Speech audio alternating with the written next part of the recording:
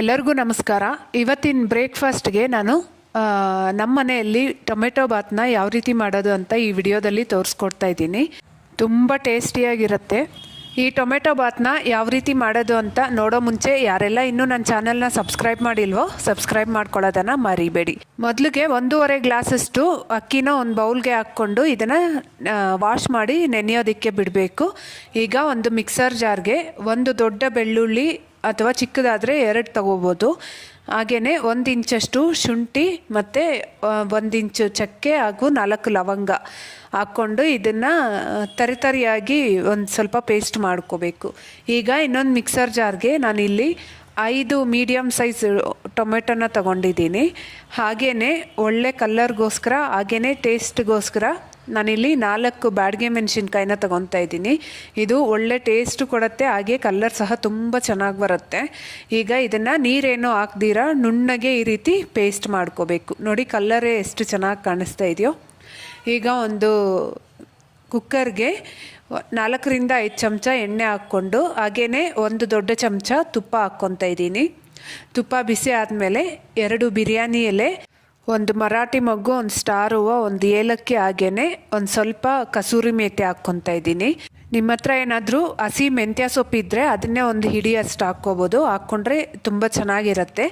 ಈಗ ಇದನ್ನೆಲ್ಲ ಎಣ್ಣೆಯಲ್ಲಿ ಫ್ರೈ ಮಾಡಿದ್ಮೇಲೆ 2 ಹಸಿಮೆಣಸಿನ್ಕಾಯಿ ಹಾಗೆಯೇ 1 ದೊಡ್ಡ ಈರುಳ್ಳಿನ ಈ ರೀತಿ ಉದ್ದುದ್ದಕ್ಕೆ ಹೆಚ್ಕೊಂಡು ಹಾಕ್ಕೊಂಡು ಈರುಳ್ಳಿ ಸ್ವಲ್ಪ ಕಲರ್ ಚೇಂಜ್ ಆಗೋವರೆಗೂ ಫ್ರೈ ಮಾಡ್ಕೋಬೇಕು. ಈಗ ನಾವು ರೆಡಿ ಮಾಡಿಟ್ಕೊಂಡಿರೋಂತಹ ಶುಂಠಿ ಬೆಳ್ಳುಳ್ಳಿ ಹಾಗೆ ಚಕ್ಕೆ ಲವಂಗ ಪೇಸ್ಟ್ನ ಹಾಕ್ಕೋಬೇಕು. ಈ ಟೊಮೆಟೊ ಬಾತ್ಗೆ ಚಕ್ಕೆ ಲವಂಗ ಮೇಯ್ನ್ ಇಂಗ್ರೀಡಿಯೆಂಟು.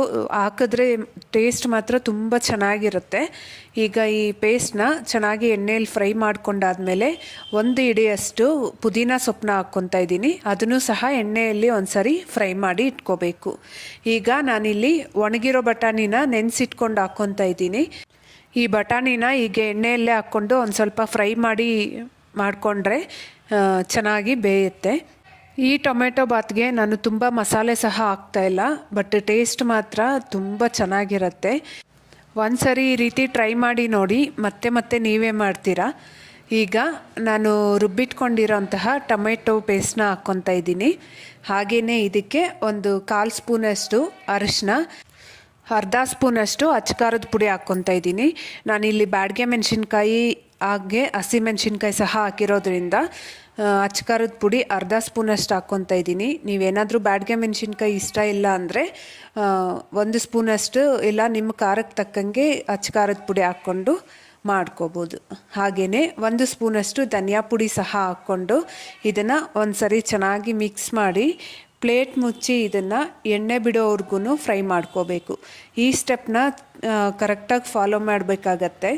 ಇಲ್ಲಿ ಎಣ್ಣೆ ಬಿಡೋವರೆಗೂ ಈ ಮಸಾಲೆ ಎಲ್ಲ ಫ್ರೈ ಆದ್ರೇ ಟೊಮೆಟೊ ಬಾತ್ ಟೇಸ್ಟ್ ತುಂಬ ಚೆನ್ನಾಗಿ ಬರುತ್ತೆ. ಫಸ್ಟ್ ಟೈಮ್ ಮಾಡೋರು ಸಹ ಖಂಡಿತ ಪರ್ಫೆಕ್ಟಾಗಿ ಮಾಡ್ಬೋದು. ನೋಡಿ ಈಗ ಈ ಮಸಾಲೆ ಎಲ್ಲ ಸೈಡಲ್ಲಿ ಎಣ್ಣೆ ಬಿಟ್ಕೊಂಡು ಚೆನ್ನಾಗಿ ಫ್ರೈ ಆಗಿದೆ. ಈಗ ನಾನಿಲ್ಲಿ 1.5 ಗ್ಲಾಸಷ್ಟು ರೈಸ್ ತಗೊಂಡಿದ್ದೆ, ಅದಕ್ಕೆ 3 ಗ್ಲಾಸಷ್ಟು ನೀರನ್ನ ಹಾಕ್ಕೊತಾ ಇದ್ದೀನಿ. ಇಲ್ಲಿ ನಾನು ಮಾಡ್ತಾ ಇರೋ ಟೊಮೆಟೊ ಬಾತು 4ರಿಂದ 5 ಜನಕ್ಕೆ ಸರಿ ಹೋಗುತ್ತೆ. ಈಗ ಇದಕ್ಕೆ ರುಚಿಗೆ ಬೇಕಾಗಿರೋಷ್ಟು ಉಪ್ಪು ಸಹ ಹಾಕ್ಕೊಂಡು ಒಂದು ಸರಿ ಚೆನ್ನಾಗಿ ಮಿಕ್ಸ್ ಮಾಡಿ ಈ ನೀರನ್ನ ಚೆನ್ನಾಗಿ ಕುದಿಯೋದಕ್ಕೆ ಬಿಡಬೇಕು.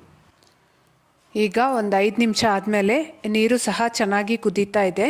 ಈ ಟೈಮಲ್ಲಿ ಉಪ್ಪು ಖಾರ ಚೆಕ್ ಮಾಡಿಕೊಂಡು ಉಪ್ಪು ಕಡಿಮೆ ಇದ್ದರೆ ಹಾಕ್ಕೋಬೋದು. ಖಾರ ಇನ್ ಕೇಸ್ ಕಡಿಮೆ ಇದ್ದರೆ ಹಸಿಮೆಣ್ಸಿನ್ಕಾಯಿ ಹಾಕ್ಕೊಂಡ್ರೆ ಟೇಸ್ಟ್ ಚೆನ್ನಾಗಿರುತ್ತೆ. ಈಗ ನನಗೆ ಇಲ್ಲಿ ಉಪ್ಪು ಸ್ವಲ್ಪ ಕಡಿಮೆ ಅನ್ನಿಸ್ತು. ಉಪ್ಪು ಹಾಕ್ಕೊಂಡು ಹಾಗೆಯೇ ನಾವು ನೆನೆಸಿಟ್ಕೊಂಡಿರೋಂತಹ ರೈಸ್ ಸಹ ಹಾಕ್ಕೊತಾ ಇದ್ದೀನಿ. ಹಾಕ್ಕೊಂಡು ಇದನ್ನು ಒಂದು ಸರಿ ಚೆನ್ನಾಗಿ ಮಿಕ್ಸ್ ಮಾಡ್ಕೋಬೇಕು. ಈಗ ಕೊನೆಯಲ್ಲಿ ಇದಕ್ಕೆ ಒಂದು ಸ್ವಲ್ಪ ಕೊತ್ತಂಬರಿ ಸೊಪ್ಪನ್ನ ಹಾಕ್ಕೊಂಡು ಇದನ್ನು ಮುಚ್ಚಳ ಮುಚ್ಚಿ 1-2 ವಿಷಲ್ ತಗೊಂಡ್ರೆ ಸಾಕು. ಒಂದು ಒಳ್ಳೆ ಅದ್ಭುತವಾಗಿರೋಂತಹ ಟೊಮೆಟೊ ಬಾತ್ ರೆಡಿ ಆಗುತ್ತೆ. 2 ವಿಷಲ್ ಬಂದು ಕುಕ್ಕರ್ ತಣ್ಣಗಾದ್ಮೇಲೆ ತೋರಿಸ್ತಾ ಇದ್ದೀನಿ. ನೋಡಿ ಎಷ್ಟು ಚೆನ್ನಾಗಿ ಬಂದಿದೆ. ಬ್ಯಾಡಗೆ ಮೆಣಸಿನ್ಕಾಯಿ ಹಾಕಿರೋದ್ರಿಂದ ಕಲರ್ ಸಹ ತುಂಬ ಚೆನ್ನಾಗಿದೆ. ಒಂದು ಒಳ್ಳೆ ಘಮ ಸಹ ಬರ್ತಾ ಇದೆ. ಅಷ್ಟೇ ಅಲ್ಲದೆ ನನ್ನ ಮಕ್ಳಿಗಂತೂ ಈ ಟೊಮೆಟೊ ಬಾತ್ ತುಂಬಾ ಇಷ್ಟ ಆಯಿತು. ಖಂಡಿತ ರೆಸಿಪಿ ಇಷ್ಟ ಆಗಿರುತ್ತೆ ಅಂದ್ಕೊತೀನಿ. ಇಷ್ಟ ಆಗಿದ್ದರೆ ಮಾತ್ರ ಮಿಸ್ ಮಾಡದೆ ಒಂದು ಲೈಕ್ ಮಾಡಿ. ಹಾಗೆಯೇ ನೀವು ಸಹ ಒಂದ್ಸರಿ ಟ್ರೈ ಮಾಡಿ ನೋಡಿ, ಹೇಗಾಯಿತು ಅಂತ ಕಮೆಂಟ್ ಮಾಡಿ ತಿಳಿಸೋದನ್ನು ಮರಿಬೇಡಿ. Thank you.